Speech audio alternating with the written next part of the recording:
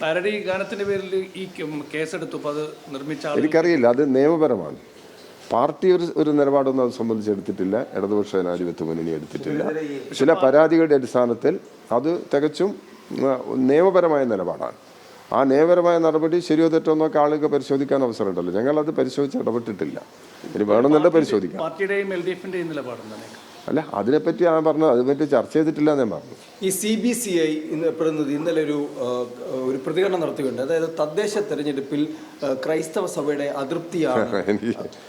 ഞാനില്ല, ഞാൻ അതിനെപ്പറ്റി ഒരു നോ കമന്റ്. ഞാനത് സംബന്ധിച്ചുള്ള എനിക്ക് അറിയില്ല വിഷയം.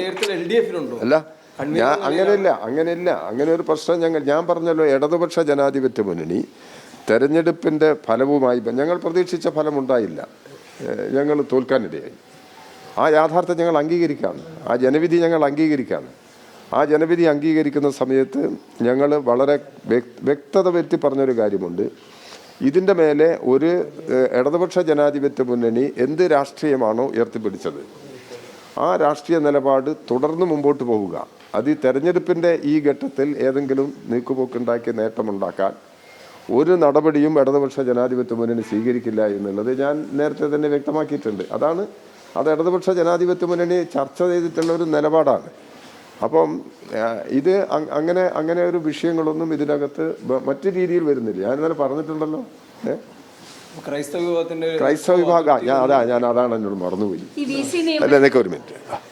അതിലെന്താ പ്രശ്നം എന്ന് പറഞ്ഞാൽ, ഞങ്ങൾ തെരഞ്ഞെടുപ്പിൻ്റെ ഫലവുമായി ബന്ധപ്പെട്ട് ഒരു അവസാന കൺക്ലൂഷനിലെത്തി കഴിഞ്ഞിട്ടില്ല. ഓരോ പാർട്ടിക്കകത്തും ചർച്ച ചെയ്തുകൊണ്ടിരിക്കുകയാണ്. ആ ചർച്ചയുടെ അടിസ്ഥാനത്തിൽ ഈ നമ്മുടെ ഈ ജനുവരി 1 വീക്ക് ഇടതുപക്ഷ ജനാധിപത്യ മുന്നണി യോഗം ചേർന്ന് ഇത് സംബന്ധിച്ചുള്ള നിലപാട് വ്യക്തമാക്കും.